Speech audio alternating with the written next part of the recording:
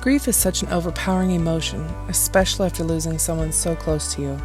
It can take months, years, even decades to get back to normal, if that's even possible after experiencing a significant loss. This podcast is created to help you move through and release the emotions, allowing you to heal the hurt and begin living again. Listen in as I chat with medical professionals, grief workers, and people who have first-hand experience in losing a loved one, what their experience has been, and what they did to help heal themselves and those around them. Life isn't always sunshine and rainbows, but I believe there is always a silver lining if you're willing to look. Welcome to the Release Podcast.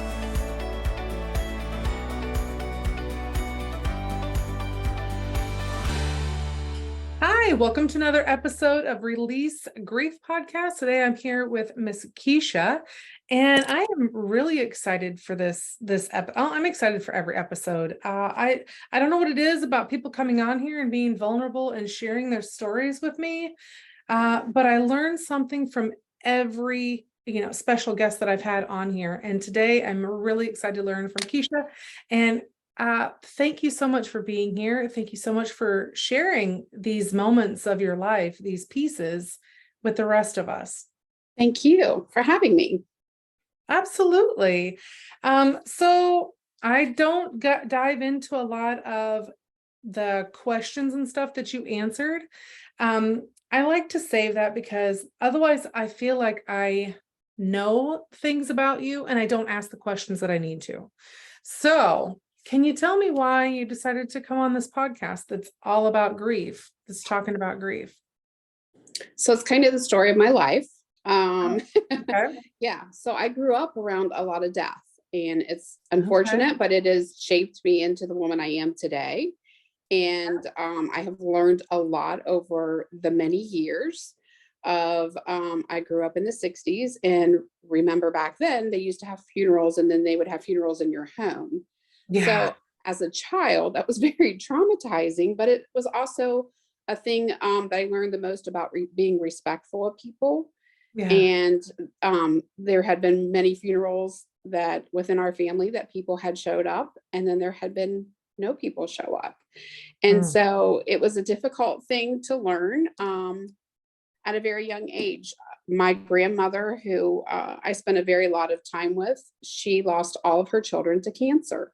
So she buried every one of her children. My mom was the last one alive, and she buried each. How many children did she have? She had 5. Oh, wow. Buried 4 to cancer. My mom was the last person. And we'll later talk about how she passed away. Sure.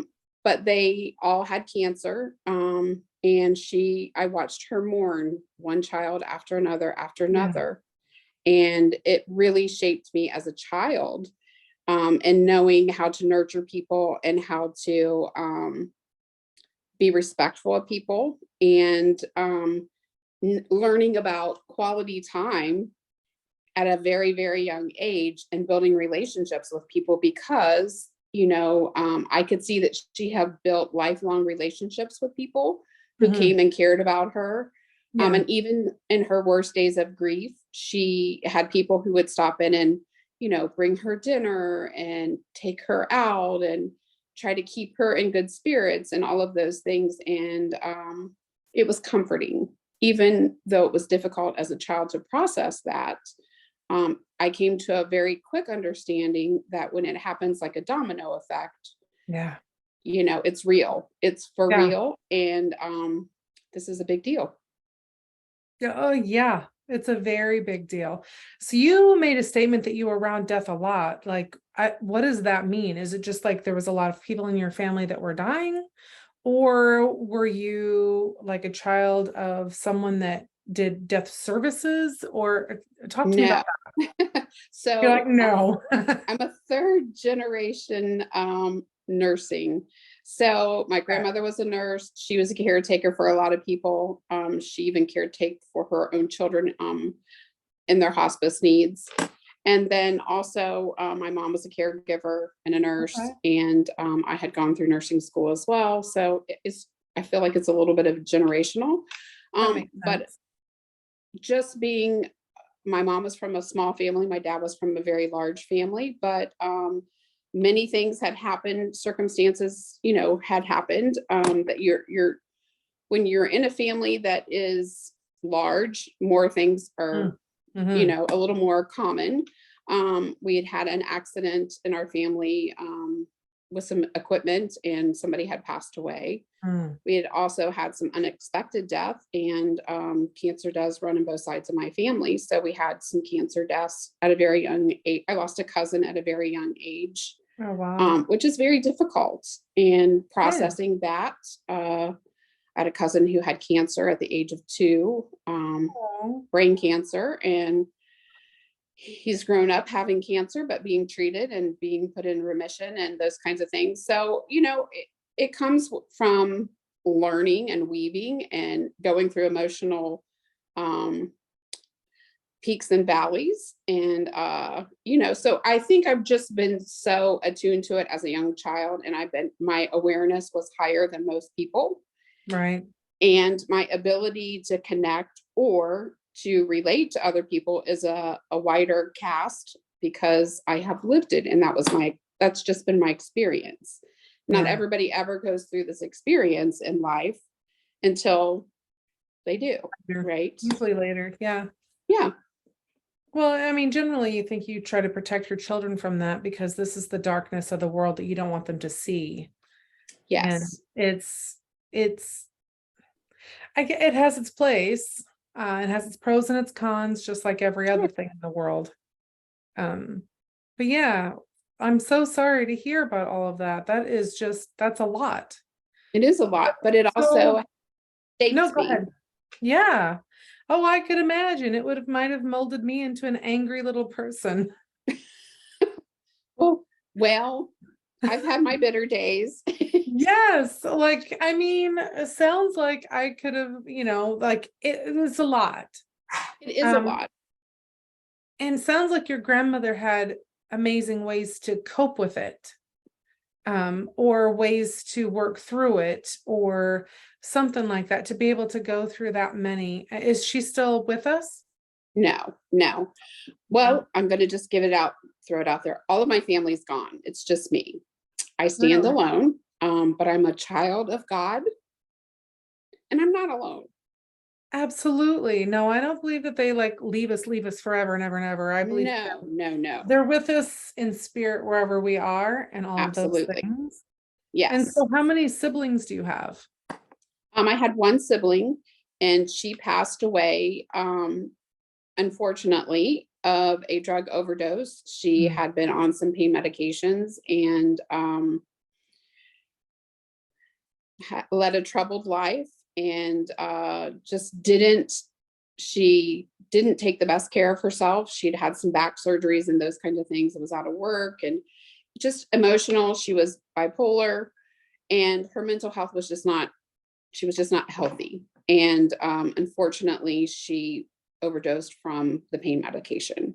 And it was just one of those things where my son had found her. He got home from school and went downstairs to sit on the bed and talk to her, and all the dogs were there. And he shook her foot, and by the time he realized after the conversation that, she's not getting up, it turned into, trauma. And absolutely. Yeah. So it's just the domino effect that goes after that, and all the things that you have to figure out, because you don't know until you know. And we didn't know for a very long time. And then when you do know, and you get the autopsy report, and you're like, oh my gosh, there were signs and we didn't see it. And, my mom is a nurse, she just was not healthy, and she was not healthy in a lot of ways, which there was a lot of signs, but there was also signs where she was getting treatment and assistance, and we didn't realize the magnitude, right? I think it's also the fact that when you're around it all the time, you kind of don't see as many signs, or you see kind of sometimes what you want to see, like she's getting better. I'm excited for this, all of that. Sorry, I hear dog. someone's excited in the background. Yeah, sorry. There's somebody at my door. That's okay. Hold on, we'll pause for just a second. Yeah, now that we've got that taken care of. So your son found her. Yes. And how old was he? He was 14. Oh, wow. So he had called me first thing, and we literally lived like down the street and around the corner from my mom. But I had horses at the time, and I was already on my way out to a barn, which was about almost an hour away, 45 minutes to an hour away. Mm-hmm. And by the time he was like, Mom, I think there's, we got to, I could hear it in the tone of his voice, right? Yeah. He's screaming, and I'm like, I'm turning around right now. Like, Yeah. you go as fast as you can to get back. Mm-hmm. But in the meantime, all the things happen. And then it turns into a 3-ring circus because, everything comes to your neighborhood, the squad, the fire truck, the policeman, and because there was narcotics, it became an investigation, which, the news shows up at your driveway, like all the things. It was very traumatic for my family. Yeah. And very, people say things that are so cruel and unfair, which are not true. Right. And then not only do I have to deal with my mom, who was at work during the day, and I had to have my husband go get her and then come home to tell her that she lost her daughter. Yeah. So you're comforting your mom, your son, and Yes. navigating the news and the Yes. reports and oh wow, that is a lot. Fiasco. Yes, it was a true fiasco. And I had to be the spokesperson for my family. And not an easy thing to do because everybody's in judgment. And it's just very emotional. I mean, when you lose someone, it's just extremely high emotions. And so a lot of things get taken the wrong way all the time just because the emotions are so high. yes. And when you're in the thick of it and somebody else wants to say something against your family or your family member, you're automatically in the defense. Right. And it's just natural because yes. You're protecting them. they can't defend themselves. So it's my obligation to defend them because they're not here. And how dare you? How dare you? And all those things. Well, the hard part for that was it's really not for me to explain to other people because they didn't. No, it's not. And I took the high road, and a lot of people wanted explanation, and I didn't feel the need to explain to anyone.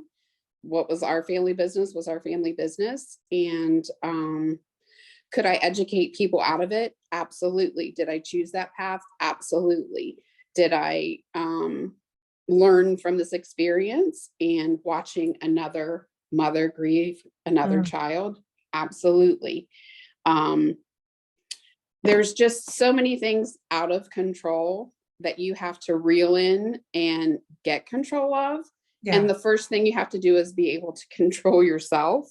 Yes. And that was the lesson in learning about who I am and what I stand for, and how I was going to let people talk to me, because there was a lot of things I was not willing to hear, nor did I want people to tell me what I've done wrong. Right. Nor did I want to hear, oh, it's going to be okay. It's going to be okay. It's going to be okay. Because when you're in it, you don't see the light, right? No, you don't. The best thing Those you can are not do. the words you want to hear at all anyway, because it's not okay. Nothing is okay at this moment. Nothing. Right. So, and I'm a Leo, so I say what I think, and I'm very authentic. What I did learn in the process of that was it's okay not to explain anything to anyone when you're not ready. Oh, I think, or if ever, extremely key, because if you're not ready, they're going to be asking a billion questions or misinterpreting or taking everything you're saying out of context. And if you're not ready, you might not be saying it exactly how you want to be saying it either. Absolutely. Like it's definitely a juggling act when it comes to that stuff. And especially when you're already under duress, right? Yeah. And people just want, it's like a train wreck. People just want to stop and gawk. That's all they want to do. Like this instance is worse than what's going on in my life. So let me just not focus on my stuff and let me just focus over here. Yes, absolutely. And the other part of that is what I also learned about myself is judgment of others made me be very aware of what I thought or what I saw or how I spoke about other people, because it's not my place.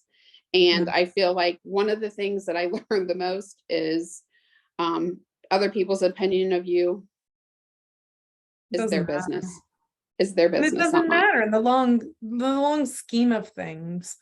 Is Right. their opinion going to affect you? Should it affect you going forward? No, No. because you have other things you need to worry about. Yes. So, and it made me come in gratitude, because so many people swoop you up and, love on you. Right. It's hard. It is. I agree. 150 million%. It is super hard. So how, a couple questions. Sure. Have you lived in this area your entire life? Like this town? It sounds like you've lived in this Yes. or been around this area a long time. So I grew up in Columbus, Ohio. My mom Okay. and my dad were both from Southern Ohio.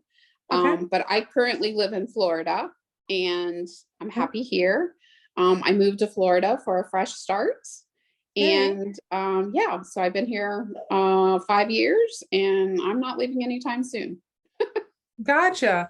So when did this happen? Like how long ago has it been since your aunt has passed or your sister has passed? My sister passed in 2000. My son was graduating high school. My kids were graduating school, and my sister passed then. And then we had some other people. Our neighbor actually was jumping on a trampoline and just had a heart attack and passed away. And it was so like instantaneously, one of those widowmaker heart attacks, and just really throws you for a loop, right? Yeah. And especially when it's unexpected, not just that it's unexpected, but it's unexpected and unexplained.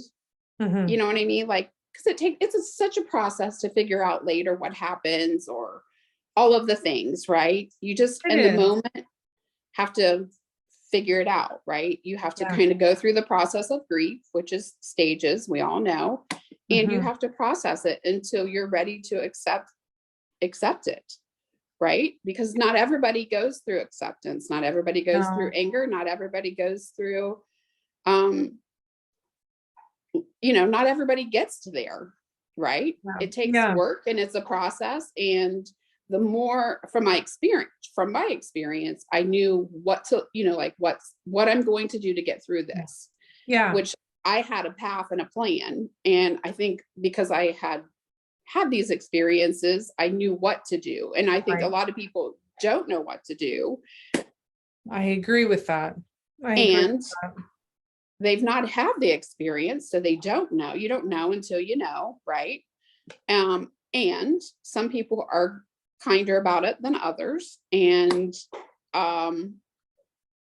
it comes with being loved, I think, because I think when you're loved and accepted, you have a greater consideration for the person. Not does it make you less loved, right? Or more loved. It makes you understand that person with great love.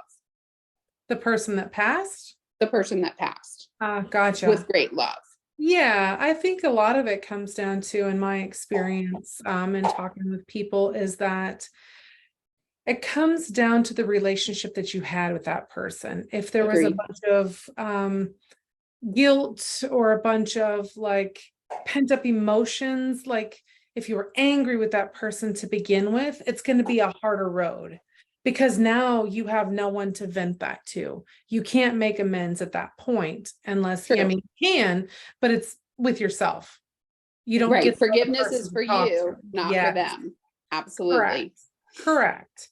And so I think that, and it's always a mindset game. I think of grief as nothing but a mindset game, and how well you're feeding your mind, and what are you feeding your mind, and how often are you feeding your mind. It's so important to make sure that you're setting up good mindset. Absolutely. And that varies. It differs between each person, and each death for each person too. Absolutely. I totally agree. I feel like I have learned through my journey to I live in the moment. Yeah. I live in the moment and Yes. all the joyful moments. Mhm. I love to have a day full of belly laughters. Like that brings me the most joy, right? Absolutely. I love giving people warm hugs and leaving them better than I found them. Hmm. I love getting a handwritten note card because they thought of me. Yeah. I enjoy listening to good music that I know that my family loved because it brings me closer to them and it brings me Right. joy, Yeah. right? So all the things that I used to take for granted, I Yeah. no longer do. And I appreciate and I say every single day to the people that I love you Yes. more today than I loved you yesterday Hmm. because tomorrow is not promised. Nope. And it has just been something that I have learned just to live in the moment, live in the moment. Yeah. We had a hard time with that after my daughter passed. It was so hard to plan anything at that moment because Mm-hmm. I'm like, what if something happens? I can't plan for this. Like, what if something happens between now and You're then? waiting for I the can't. other shoe to I drop. Yeah. was absolutely. I was 100% like with her passing, it like blindsided me. Like Mm-hmm. 100% blindsided me because one, I never thought that my child would go before me ever, Yeah. not once. And Mm-hmm. it's just not something that's expected in like society. You expect to bury your parents, your grandparents, elder relatives, things of that nature, but not your children. And to do that, oh man, that is heartbreaking. And for your grandmother to have to do that multiple times, Yes. man, yeah, I empathize with her a Yeah. lot. And it was a different time period too, It you was. know. But it made me so aware of the strength of a woman. And it was for her, what carried her through was her faith. Her faith Okay. was she was faithful servant and knowing that her children were in a better place. And she knew that they were amongst friends and family. And she knew that they were in a safe place and she never had to worry about them any Oh, longer. yeah. And so when your aunts and uncles had passed, Mm-hmm. was it like boom, It was boom, boom? consecutive. It was like dominoes, Really? literally like dominoes. Within a year, like she like could catch her breath, but not like enough because Yeah. the other one was she had two of them sick at the same time. Oh, One on different locations. They were both veterans, not getting care that they needed, those kinds of things. And it was just difficult. It was just a very difficult situation. mhm. So yeah, but you get through it, right? She You got through do. it and she was so fervent in her faith that she was not going to deter her path or her program. She put her pain to a purpose. She educated other people like this is preventable, there are things that you can do, Yeah. but it was just things that were out of your control. And cancer Yeah. just sucks, right? It just sucks. Yeah, it does. I agree with you. can we, t- can Sorry, we go take ahead. a break? Hold on one second, my nose is Yeah. running. Hold on one Go second. on.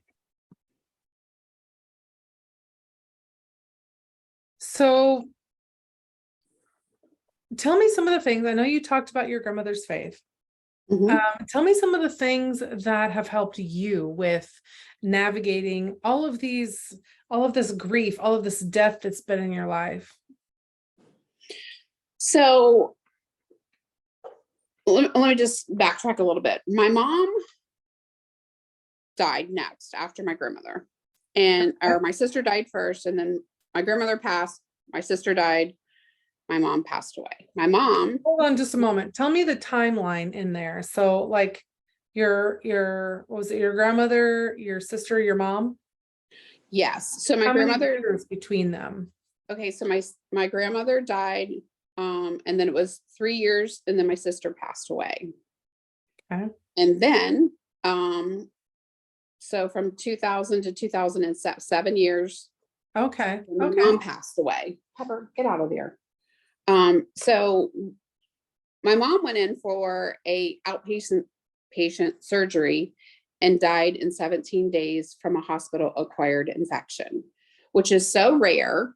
Yeah. And so in 2007, she was one of 13 people in the entire US that Wow. died from this hospital acquired infection. It's called Acinetobacter baumannii. It is known superbug that is in the hospitals. Not everybody gets it, just like a cold. Some people get Yeah. it, some people don't. However, she went in for a pinched nerve, which is a lower laminectomy, that she was going to get unpinched, right? Mhm. During her 40-minute surgery, they nicked her spinal fluid and they repaired it with Eversure glue, which is the standard repair for that kind of thing. However, because of the components in the surgery room, something had that bacteria on it.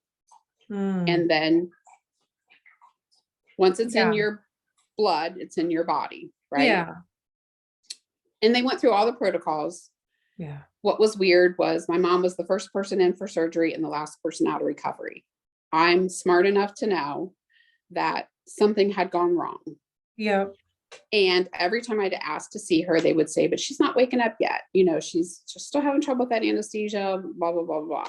So anyways, long story short, they don't tell you bad news in public. So they take you to this little room and then they sit down across from you. And literally the doctor tries to tell me, hey, we did the procedure. This is my last procedure. I'm retiring. Like that was the words. It wasn't like, this is what happened. Like he literally said, I'm retiring after today. Like I'm done here. And I'm like, red flag, red flag, red flag. Right. And so he says, during this, the outpatient surgery, we nicked her spinal fluid but we repaired it with Eversure glue, which is a known product that you can repair things with, just not on your spinal fluid. Oh, okay. All right. And I know a little bit about things that I shouldn't know about, but I do, because of the history of our family. And I did immediately I said, okay, so he tells me, and I'm like, I asked the question, is she in any way septic? And he says, no. I said, okay. And I'm sitting there and I said, I need you to write on the piece of paper exactly what happened. Right. And he was like, well, you can read the nurse's report. I said, I'm going to need you to write on a piece of paper before I leave this room exactly what happened. And he said, again, you can read the nurse's report. Yeah. I said, thank you. I will. He doesn't know that I have a nursing background and I do know how to read that. And I had friends in the hospital that were social workers who could help me navigate. So immediately I hang up the phone, call my best friend who's still in the hospital. And I said, I need you to come right now. So she comes and we sit and we are literally brainstorming in the waiting room outside of outpatient surgery. Like, what are my next steps? Right. Because I'm already thinking the worst. I'm already it was on Good Friday that she went in for this surgery. And all the hospitals, the doctors are out for the Easter weekend. Yeah. Yep. And they say, your mom's not going home today. Yeah. She's going to have to stay in the hospital, just a couple more Yeah. days, Yeah. all the things. So long story short, she actually stayed in the hospital and they moved her to an outpatient surgery room. And I met the other person in the next room whose father had the same thing happen. He was an older gentleman. My mom was 63 when she passed away. She was 10 days away from retirement, 5 days away from my wedding. And we were off to an extended honeymoon with my mom because she wanted to be part of that. And we were going to do some travel. Sure. So life explodes, right? Yeah. Life explodes. So I spent 17 days in a hospital with my mom in isolation because bacteria is can be contagious. Yeah. So you get to a point, they did all, the spinal taps, they did all these things. And my mom is increasingly going downhill. Yeah. And then it gets to a point where they're going to say, so her organs are going to go. There's really, at this point, there's nothing we can do. It's just a matter of treating her for her pain and all those things. We need to call your family in. So literally, you do the everybody on board, get here while you can. And some people made it and some people didn't. Yeah. And she slowly went into a coma, and we had tons of people in her room laughing and celebrating her and rooting her and cheering her. And she could squeeze your finger and, and then it would just slowly die off. Yeah. And you come to reconcile real quick, right? Yeah. Yeah. You have to. You don't have options at that point. Like you don't have options. You need to get there quick. And then the reckoning starts, right? You're in it. Yes. And now it becomes decisions I have to make that I didn't want to make. Right.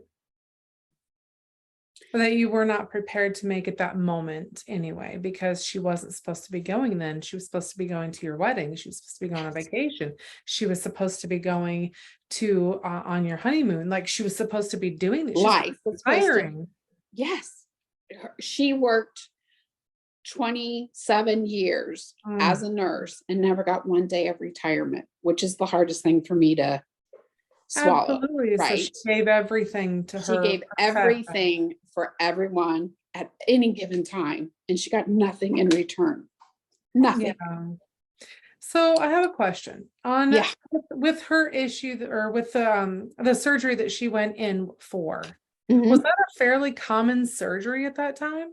Yes. And so a lower laminectomy, which is pretty much a pinched nerve, is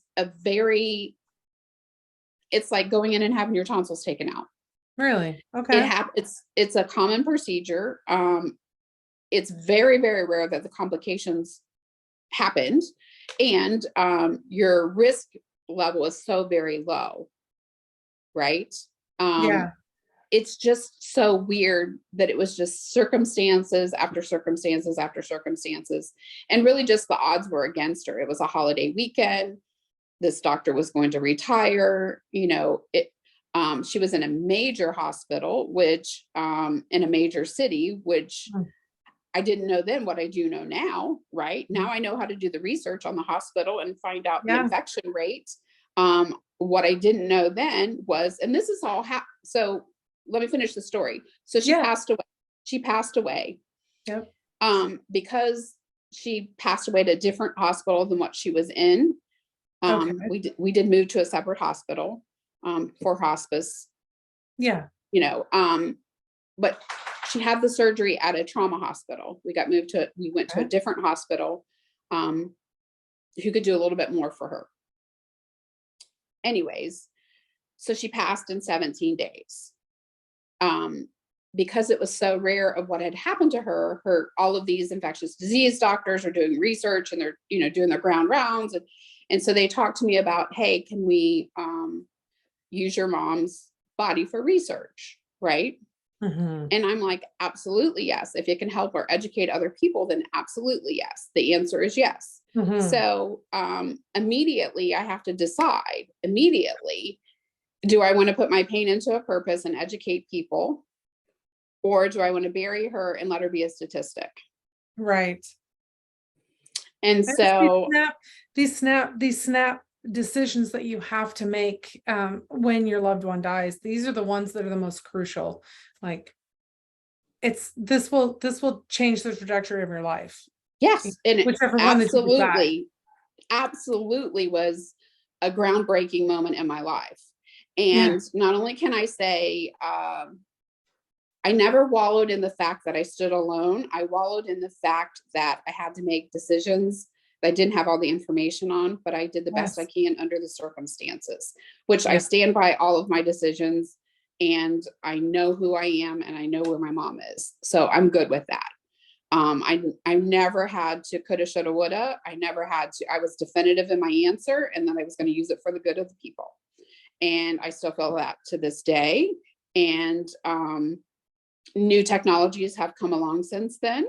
Mhm. And it still continues to happen, and it still will continue to happen until a famous person's name gets tied to it. And there's some, more education. Yeah. Is there more prevention? Absolutely. Is there more statistical information on it? Yes. And I know that because I've worked with the Consumers Union program to tell my story, to sit in front of the insurance commission and say, look, this was not possible. The insurance didn't want to pay for it, right? The treatment. Wow. There was a lot of things that could have gone differently, but didn't. There was a lot of things that went wrong that turned out for the best because of that. And a lot of it came from the curiosity. I stayed in curiosity of asking and investigating. I was going to be my own Aaron Brockovich, and I was going to get down to the dirty answers of it. And here's what I did find out. The survey, when you've gone to the hospital, I did the survey, and the survey is what started the whole process. So when my mom passed away and they send you the survey, I did the survey, and I asked what they could have done better to prevent this death from happening. What was the infection rate? What quality control measures could they put into place? And they sent me a certified letter. Wow. And asked me certain things not to say in public. And I was like, instantly that's a ding, ding, ding, ding, ding. Well, ding, ding, spell my name correctly, because I did an editorial on Sunday paper. And I knew if it happened to my mom, it had happened to other people. Yeah. And at the time, there wasn't a lot of medical research on this, right? And so you have to get with people who do know, and at different levels. And I can tell you, I shopped over 200 attorneys, and nobody would take my case. No, nobody would take my they're case. Scared to death of things like this. I don't know why. Absolutely, they are. It blows my mind. But here's what I did do. I connected with women who were in the military, whose husbands were overseas and had the same Acinetobacter, who are veterans, who were treated here in the US and in other countries. And some of them survived. There is treatment for it. There is things that you can prevent it. And again, it is a known bacteria that comes from the soil. So educated myself on a lot of things. So I kept writing editorials and editorials and editorials. And at the time, that's when blogging became big, right? Yep. And so one Tuesday night, I sat at my computer and I thought, I'm going to set up a blog, because if it's happened to me, it happened to other people. And then I became obsessed. And when I say it out loud, I was obsessed. And I thought, I'm going to go back through all of these death records, and I'm going to find people who it happened to. Right. And I look up, you have to have 13 people for a class action suit. So I start calling people, local people, and I start connecting with a lot of people. And a lot of people told me this, and this is something that I learned about things in general. When a loved one passes and it's not really explained, or they don't know, a lot of people don't want to dredge it up again. They don't want to dig up old bones, right? No. They don't want to talk about it. Just like when my sister passed away of suicide, they didn't want to, some people just don't want to talk about it. They don't want to bring it back up again and let it percolate. They want to bury it. They want to leave it buried. They want to set her free and let it be, right? So, and I can respect that about a lot of people, but I was so disappointed because I got 11 families and I needed 13, right? And so a Cincinnati newspaper picked up my story, because they read it in an editorial that I was still looking for more people. And if you could kindly, reach back out to me, we could find some common ground, all those things. And they were like, wow, she's relentless. Yeah. And when you're on a mission, right? When you know I get that. When you know something is off and something is wrong, right. Like you, especially if it happens and it's something so personal like that, like losing a loved one because of something that could have been prevented. Absolutely. Like that just puts a fire under your ass. That is like girlfriend. Let's go. Bullshit. You're not doing this to me. Like I've had enough stuff done. Amen. This is not, I cannot sit on this. I cannot let this go. this is like, I will spend the rest of my life full speed ahead, and I'm going to figure this out.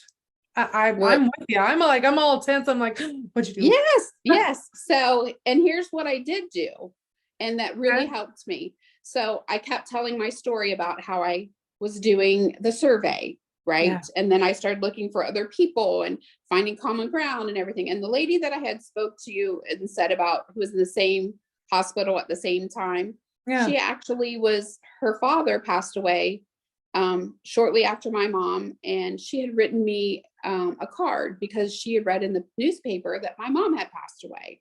Yeah. And so she wrote me a card.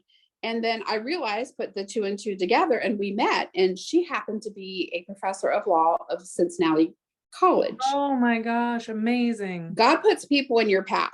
He does. Absolutely. Don't ever think that he doesn't, because he puts people right in your path. And she was like, girl, we can do some things together. And so we talked for a long time. And then we, this Cincinnati news program, and I can't think of the name of it at the time, but it's a local station, picked up our story. Our story went live, and then the CBS Evening News a producer reached out to me and said, hey, I've seen your story go, in different media centers and in print and on TV, and we'd really like to talk to you. So when you get a call from a TV producer and says, hey, we'll fly you out for the CBS Evening News with Katie Couric, you're going to go. Yeah. You pack quick. Yeah. So we talked about the story. We talked about the chain of events and all the things that had happened. But her story was unique more than others, because we went right across the street to the hospital, and they actually did a blue screen. So they had one room fully cleaned by a professional, and then they had a room fully cleaned by just the janitor. And they went in there with the doctor went in with gloves on, with blue paint, and he touched everything. And then they did it under an ultraviolet light, and they showed every single thing that was in the room that was cleaned and sanitized, and the things that were not. And it's a dirty secret, and it's profitable. The hospitals profit from it. Yep. And it's at the expense of our loved ones. And so that was the basis of the story, along with the bacteria being so rare and being a superbug, which not everybody, again, it's just like getting a cold or strep throat or the flu. Not everybody gets it. People who are more susceptible get it versus other people, but it does happen, right? Mm-hmm. It's still statistical. And so I just really channeled my pain into a purpose, and it became a blessing, and it became a healing journey for me, because the more time I told my story, it does get a little easier, because you do explain the process of the pain and putting your pain to a purpose. And what did it mean for me? It meant that I could educate others. It meant that I could change a life. It meant that I could work on prevention. And God forbid it happens to a toddler who goes in for, strep throat or get their tonsils taken out, because it does happen. It does happen. It does. Right. And it's preventable. And again, until it happens to a famous person and a name goes to the face, it's unfortunate, but I'm going to keep telling my story. I'm going to keep sharing my education with other people. And, more people die. It's the third leading cause of death in the US today are medical errors. Yes. The third leading cause of death in the US is medical errors, which is so 1 out of every 10 person dies from a procedure, which is astronomical. Yeah. In this world of things that we can change and have changing factors too. It's unbelievable. And it's still hard for me to wrap my brain around it. Girl, I could imagine I'm on the edge of my seat right now, just listening to your story. And I'm like, what did the doctors do? Did the hospitals even pay for the surgery? Like all these things, because you said they weren't wanting to, or the insurance, they weren't wanting to pay for this stuff. Did the hospitals acknowledge their fault in any of this? Did the doctor acknowledge his fault in any of this? Like, I have so many questions. Yeah. It It was a it's journey. unreal. Yeah. Yeah. You can't make this shit up. I'm not, No. I know. And it is life, and it is so unfortunate.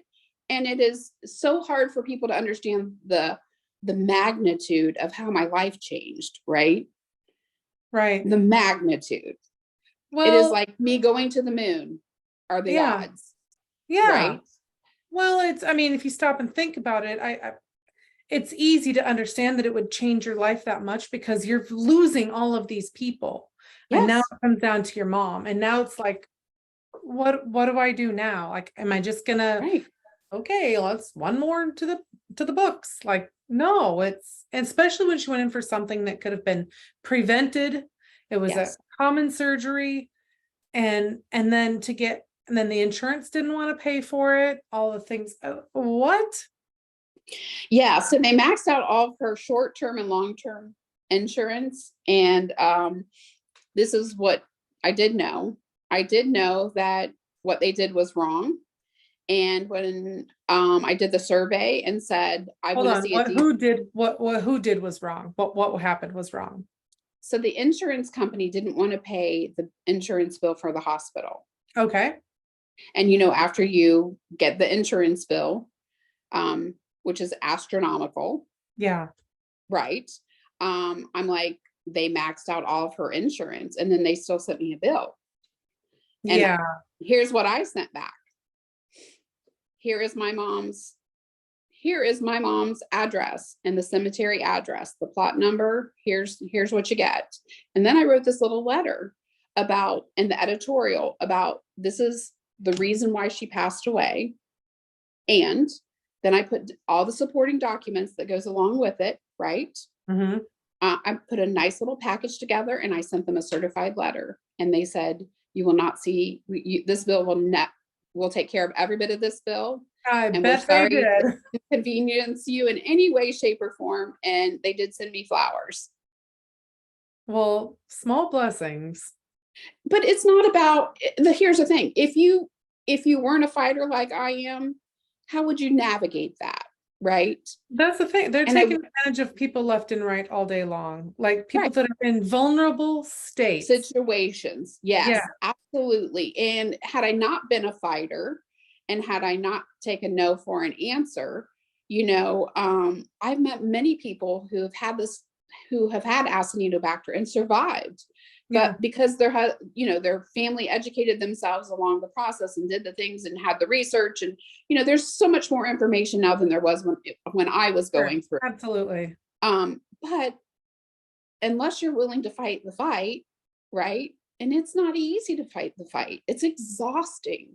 It is when you're at your weakest time and vulnerable state that you have to decide if you're willing to fight or not.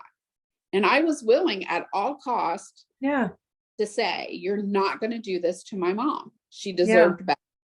She deserved better. Did she work for that hospital? No, she did not. My mom worked for a nursing home. Oh, okay. And so she gave the majority of her time she spent being a nurse was in geriatrics because she loved old people. Okay. Yeah. I just wanted to say, please don't let that be. Please don't let that be the smack. Please don't let that. Oh, no. Working for the hospital and all that. I'm like, no. Saved me from that one. I know, but still, it's difficult. It's still hard to swallow. It's a hard pill to swallow, and it's not just for me and my family, but it had such a magnitude effect, a ripple effect on so many people, right? And so many people would go, just let it be, just let it be. And I was like, spell my name right. Right. I'm not going to let it be. I'll let you know when I'm done. I'll let you know. And so it was just a journey of meeting new people and telling my story. And really, I sat in front of the insurance commission. I really put my testimony to the people because there was things that they could do to change. And they listened and they did make those changes. And, I wanted to change the law. I was part of, I worked with the Consumers Union Group. There's 25 states that now have a law that says if you go in for an outpatient surgery, they have to tell you the infection rate. for the procedure that you're getting. And I worked on that legislation as well. I mean, I've done a lot of things that I felt were very empowering and that could make a change in the world, and be a change to my mom's legacy. And that for me was the gift, because if I can help other people, in my mom's memory, then I've done my job, right? Yeah. I'm writing a book. I'm working on those things. I have, given this speech several times in recognition of my mom and the change that we have made in the world. But it is important to know that this is not easy. This is not in any way, this is just the cards I was dealt. And sometimes you just have to be okay with the cards you're dealt. Right. Yeah. But I have learned, in my healing journey, that so many remarkable people have crossed my path. So many loving and kind people have brought me to new levels because of that, because of telling my story and walking my journey and being in my legacy of my parents, of my family in general. I have learned so much about myself and who I am and what I stand for, and that I had remarkable women ahead of me who have lived this journey as well and continue to stand with me and make me strong. I have my strong faith, which is, I'm a servant leader. I always lead with my heart, which gets me in trouble. I can't say no. I'm learning better boundaries for myself. And I also learned that I was married at the time, that my husband didn't know how to love me during my grief. And it became a very difficult journey for him as well. And again, it was 5 days before our wedding. So we canceled our wedding and had a funeral and all the things. And then we didn't get married until later. And just through the journey of our marriage, grief never went away. And it was difficult for him because he never lost anyone. He didn't understand why I couldn't put it away, or why I was still working on it. And when was I going to let it go? And I'm never going to let it go. It's just who I am now. And so we had to part company, and that's okay, because I learned a lot about myself. And I know now that I'm not going to settle for people who can't love me for where I'm at. Right. Good for you. And he's a wonderful person. Don't get me wrong in any way. I wish him the best, and I'm happy for him to move on. I just needed to take care of myself. And in order for me to do that, there was a lot of things I had to let go of. And I had to really dive into taking care of myself and making sure that I had not only just take care of myself, but get back to who I am. Because in your grief, it's like an outer body experience. Yes, you lose who you are until you find yourself again. And it's a journey. It's usually different than who you were before. Yes, absolutely. But I feel like I am the best version of myself in this moment, in this day, and that I am living my best absolute life and joy every day. Not only I'm living for myself, but I'm living authentically for who I am and what I've been made to be. Because I was put on this journey through God. And that has brought me a lot of strength to get through a lot of dark moments. And I never have to question the things in my life anymore. I don't have to be in judgment of what people think of me or how I am. It is who I am. And God has brought me through a lot of things. And I am so, so thankful to have my community and support of, we were just having this conversation the other day, which is important to me, because when people say, what about your parents? Are they still alive? And I say, my father was a carpenter and my mother's name was Mary. Really, my mom's name was Ruth, but she was from the Bible. And and they are still a part of my life. And I don't miss them because I know where they are. Absolutely. And and I believe that everyone communicates. Yes, absolutely. They send signs, they push people in front of you. What do you need next? As soon as you're ready and you're ready for that next level, that next step up, it's like something comes into your path to bring you where you need to go, to the next level, to the next one, to the next one. As long as you're willing to look and grab a hold and figure that shit out, it's there. It's all there. Well, I think now I'm so much more aware and in tune with who I am, which makes it a lot easier to get those God nods, right? And opportunity that knocks, I no longer let it pass me by. I take it by the hand and say, I welcome you into it. Even when they're hard moments, even when you're like, this is not easy, but it's therapeutic for me as well. And I want to share my story with other people because I know I can help change lives. Right. Same. It's the same thing for me with this podcast. Like, I just want to give a voice to the grief because there's so much of it. I feel like it's people are drowning in it. I feel like people are just drowning in it, and I can feel the bubble. I can feel it all around me, and I want to give voice to it because it needs a voice. It needs to come out. I agree. And the other part of that is you can only put it away for a little while if you don't acknowledge it or go through the process of healing. It constantly bubbles back up, and not only does it make you more of a disaster, it's paralyzing. It is when you don't acknowledge it from the inside out. Yes, Literally absolutely true. Inside out. Absolutely true. So, some of the things that I have learned about my journey is journaling. I'm an avid journaler. I am really into personal development, and I am somebody who is an optimist. So I feed my brain. I work in a field that I get to help other people with mindset. And so to me, it's very rewarding to be encouraging to other people and help them with their mindset and accountability and those kinds of things. What I have learned as far as personally for myself, more so in my journey, Reiki has been a really healing energy for me.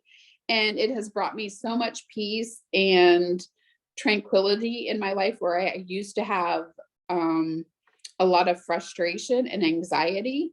I have learned to channel that from fear into joy. And it's just a process of channeling the direction of your emotions and knowing when you're in the spectrum of going to go off the edge. Yes. Right? It comes back to knowing yourself, and being able to have these modalities or things to be able to bring you back. And maybe it's to go take a nap, maybe it's go take a bath, maybe it's to journal, maybe it's go for a walk, maybe whatever it is. As long as you know yourself, then you can begin to create that blueprint for you for whenever you're starting to head off the rails. Or a little bit sideways, or whatever term you want to use, but it comes back to knowing yourself. I agree with that. And you have to take care of yourself, because not everybody is going to be able to comfort you. Not everybody is going to give you solitude and peace. Not everybody is going to, there's people going to come into your life to pick in whatever way. And you have to be not willing to react, right? So you have to have some self-control. And I know that takes work. It does take work every single day for knowing who that we are and how we operate. But I'm not going to let people steal my joy. It's not going to happen anymore. And I have come to that conclusion that I let it be. Keep walking. See ya. Good for not you. going to disturb my peace. And I've let a lot of people go. Oh yeah, absolutely. People are not meant to be in your, not everyone, let me rephrase this before I say it. Not everyone is meant to be in your life forever. Like, people are meant to come and go, friends come and go, acquaintances come and go, businesses come and go, people come and go. And I'm not talking about death in this sense. I'm talking about just people leaving your life to go on and do something else, whatever. The best advice my mother ever gave me is you will know when you've had enough. Yeah. The minute, the day, the hour, when you will no longer go backwards and tolerate that behavior. Only you will know when you've had enough. Yeah. Yeah. So true. Yeah. Yes, I love that because it's true. Like when you're done, you are done. Like You I'm not know. going backward. Hmm. This is now my ground zero, not Hmm. here anymore. I And agree. it works so well. So I have a question about your mom. Sure. So when you sent her body off or let them take it for scientific purposes, did they ever Hmm. come back and say anything? Like, was So anything she ever? has what was so rare. Once you have, they took a piece of her brain, Mhm. and then she got to be cremated. So I had the rest of her body, but Okay. her brain is doing research in Chapel Hill Okay. in North Carolina, and there wasn't a lot of brain research at that time. And because hers was so very rare, there's been no new medications in 65 years. So that was Hmm. part of the reason why I wanted my mom to be a part of that. So Yeah. because she was drug resistant, and for me, that was, if my mom's brain could change, or trajectory in medications, I wanted that, as soon as possible.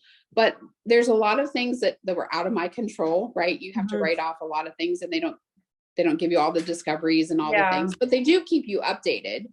And what's nice about that is, uh, she is writing research medical history, right? And to me, that's the gift. And Yeah. that would be something that she would have wanted to do, is change the world. And so for me, it was healing. And I've always just looked at it as she's a miracle that could probably change somebody's life. Well, I believe she's a miracle that will change somebody's life. And I believe that. I don't doubt that in any way. And the other part of those things happen, you just want their legacy to live on, right? And if that's the only thing that I could leave, I've done my part. And Yeah. for me, again, it's a gift that I can pay forward to other people, and hopefully be the change. And how old was she again when she passed? 63, Okay. which is very young.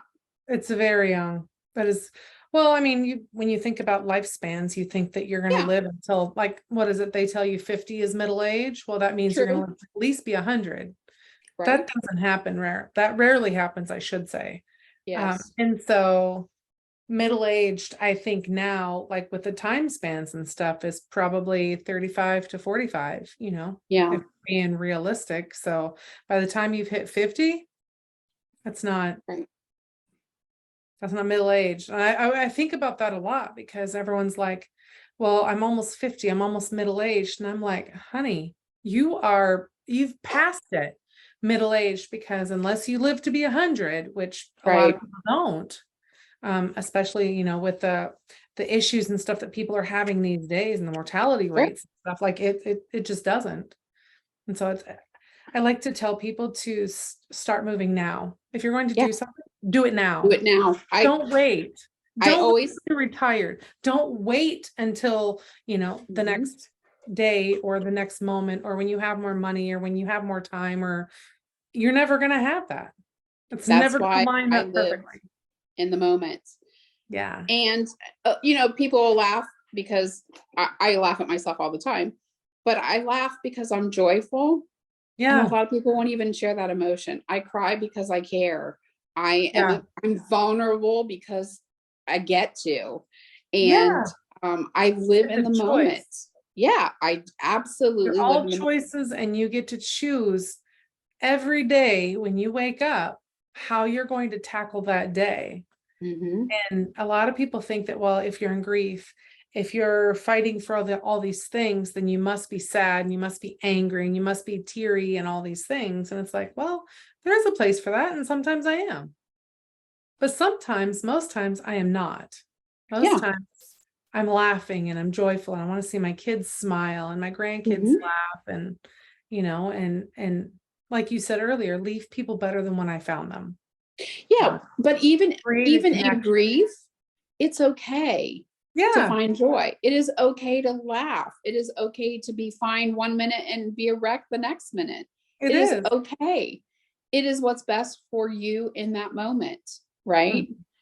Mhm. There's no metaphor for getting through grief. It is getting up every single day and doing better than you did yesterday. And Yeah.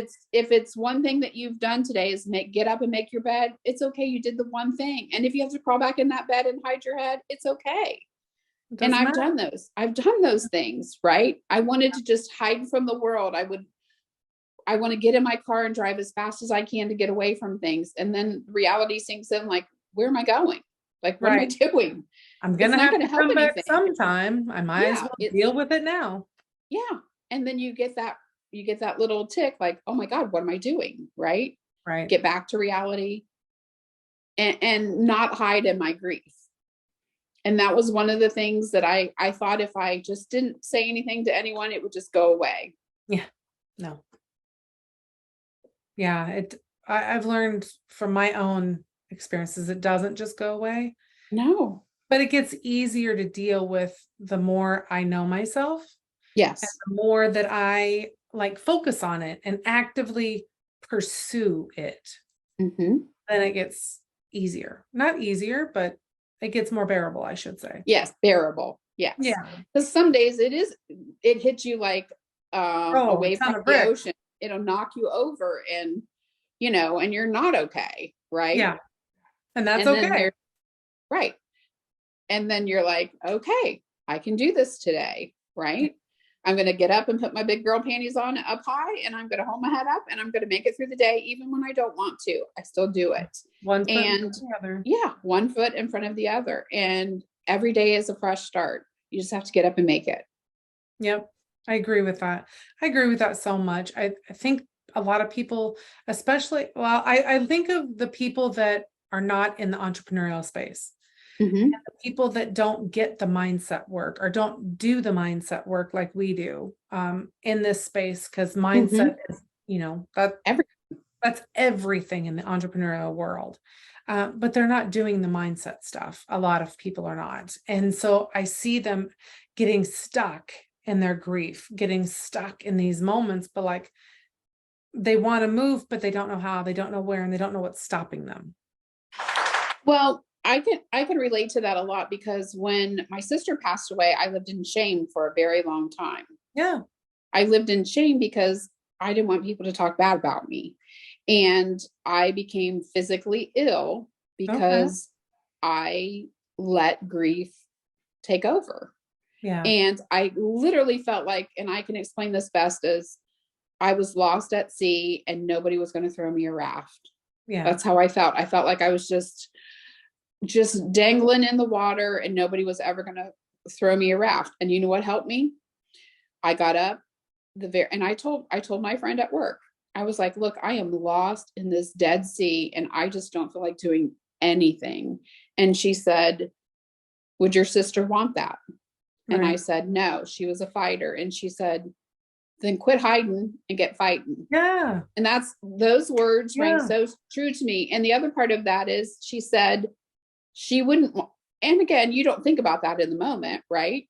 Mm-hmm. She was like, she would kick you in the ass. Right. And she said, do something that she would love. And so what I did do is she loved dogs.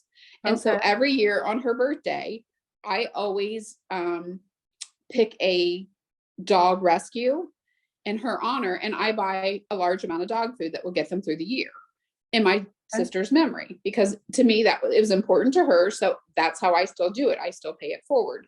My mom was a nurse, so I have a nursing scholarship fund that I grant wishes or scholarships to nurses, and I pay it forward in my mom's name, right? It's important to me to let their memory live on. And it does in so many different ways. People just don't know it publicly. We do a lot of things anonymously. And, but I also do mention, like on my social media and things, I do want people to know my sister, her name was Gidget Burns. And, I love that name. People always ask, how did you get your name? And I would say, look, my sister's name was Gidget. So I feel like I got the better end of the deal. Right. But when we were young, our parents used to call us Gidget and Gadget. So it was fun. And, we're just different people. We're just different people doing different things in life. And it's all good. I'm okay. I'm okay. Good. And that's all that anybody can be is okay. Like that's the place you want to get to, I should say, is to Yeah, be I'm in a really okay. good place. I am in such a good place. I've had to make a lot of changes in my life. So change for me is good. Yes. And again, I have focused inward on myself and doing the hard work and reading the books and going through therapy and taking care of myself and having good boundaries and letting people go. Yeah. And just knowing who I am as a Yeah. woman and what I will and will not tolerate and Yeah. how people are going to talk to me and just deciding, right? I've just decided I am no longer going to go backwards. No longer. And I have it. And moving forward has been very joyful for me, even Yeah. in business, entrepreneurial, doing different things in my life and my career, starting over in a new place, just sometimes you just need a new place. Yeah. And I love it here. So, and I'm happy here. I moved here because of the beach and it soothes my soul. And even when we have hurricanes and a lot of rain, guess what? We still have sunny days. Absolutely. And that's who I am. Somebody who needs to be where I want to be, and it feeds my soul. Well, good for you. And I'm so happy you got to be where you're at right now, because it Yeah, sounds like it was one hell of a ride to get to there. it has been. It's been a journey, right? It's Yes. been a journey. Sometimes I always feel like the dice aren't in my favor, but Yeah. I've also learned even when they're not, I'm going to get through it. Yeah. Absolutely. You'll roll again. The I dice will will change. roll again. I will roll again. One of the things that I did do in honor of my family being gone, when I created their memorial on the gravestone, Mhm. I had a Celtic cross put on there. My mom's name was Oxley, so we're Irish, and so we had Okay. an Irish Celtic cross. And then I had some 4-leaf clovers put on it because the 4 in my family are all gone. And then I had it tattooed on my back. So my family will always be with me and have my back. And that's something that has brought me a lot of strength. Yeah. And knowing that they're always with me and I never have to look far for them. And I'm at peace. Good for you. I'm so happy for you. And I'm happy for like the piece that you've gotten out of this, because like I talk about my grief and the story, of my losses and different Sure. things like that. But like it always amazes me the journey that other people go on. And I'm like, man, that is Not amazing. alone. You are Yeah. it just I'm like, I do not want to walk a mile in your shoes. I commend you for taking the steps and doing the hard things, because that's the hardest.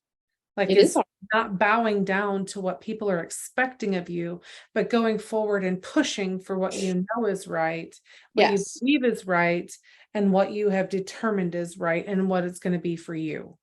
Mhm. And that's the hard stuff. Yes, it is. And that was my dog, Pepper.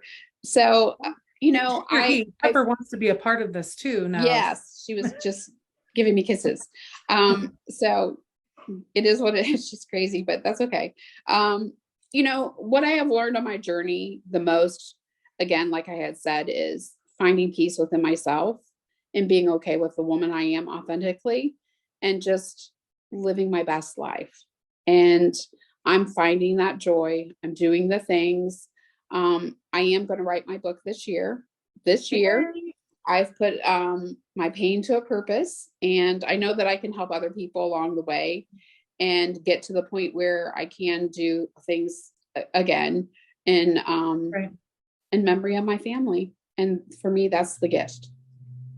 Well, I'm so excited and so happy for you. I look forward to reading that book when it's done and published. And I thank you so much for being on here. I truly appreciate it. And I loved hearing everything about your mom and your grandma and your sister and like Yeah. all the things. It's been beautiful and showing like such a diverse um viewpoint and stuff, like coming through it, like all the stuff you've had to go through just to get to where you are right now with with the doctors and the hospitals and the insurance Mhm. companies and with your marriage, or not your marriage but almost, No, with my marriage stepping was, aside with that. Oh, because yeah. you guys did get married and then you stepped away from each other. Yes. Yes. Gotcha. Okay. Yeah. It, And so like it's just a lot. Like I think that people underestimate who they are and what they can and cannot do and what they are capable of. And I think that when you're in these moments, time shows you. You're shown exactly what you're capable of. You just have to be strong enough to go for it and that push. is true, but not everyone's meant to understand the magnitude of your grief. No, I'm not saying for you. I'm saying like Right. when you're in it for yourself and your grief and you're Oh, pushing, like that's when it tests you to yes. see what you're made of, if you will crumble or if you will go forth. Oh, Um, absolutely. yeah. Absolutely. I agree. Um, and I also agree that not everybody's meant to carry your grief load in your, No. Well, no, they're not. Absolutely not. It's yours. It's yours to carry alone. And it's yours to figure out how in the hell to deal with it. It's yours to figure out if you're going to take it for a walk today, or if you're going to put it in a box and shove it underneath your house. One of the two. Doesn't matter, but it's yours and yeah. you're responsible for it, and only you. Yeah. Someone else can take your And you're grief. not made to feel guilty for it. So No, absolutely not. yeah, Absolutely not. I've Well, learned, thank you I have so learned. much. Oh, no, go ahead. No, I said I have learned from not Yeah. feeling guilty about my journey and Yes. for where I am and how I got here. And I'm thankful that I was trusted enough to have these experiences and tell people about it, and hopefully make their journey a journey of understanding and caring and love. And I hope one day becomes your journey gift. Yeah, absolutely. So Absolutely. thank you. You're welcome. Thank you so much for being here. And do you have any other words you'd like to say to the listeners? Any words, final thoughts, anything?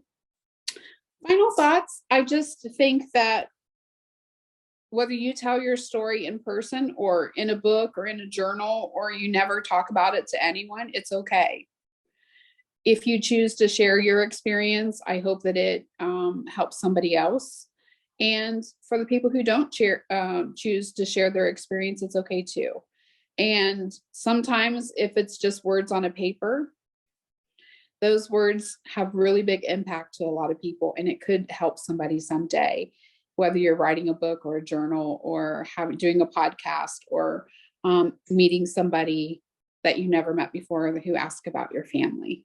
I hope that you tell the story and never be afraid to talk about your loved ones who have passed. Share Absolutely. that gift with everyone. I agree with that. I agree with that. Thank you so much for being You're here. welcome. Thank you And again for having me. We've just been weaving back and forth between our lives, and we I'm have. still cheering you and you're still cheering me, and it's a Absolutely. journey of love. So yeah, I'm so happy to connect again and tell our story. Yeah, I love it. Well, thank you guys all for listening and tuning into this episode, and reach out to how do you pronounce your name again? Keisha, Keisha. I want to say Kacia, but I'm like, I that's know this okay. is wrong. Reach out to Keisha. She's going to leave her links. She's going to send me her links, and they will be in the show notes for how to get a hold of her, how to contact her, how to stay in touch with her, how to follow her, all of the things. And I will see you in the next episode. Bye, Yes. everyone. Bye, everyone. Thank you so much for listening to this special episode of Release. All the links plus a few extras are posted in the show notes below. And if you think someone you know could benefit by listening to this episode, please share it with them. And as always, keep going, keep being, keep doing. You are amazing.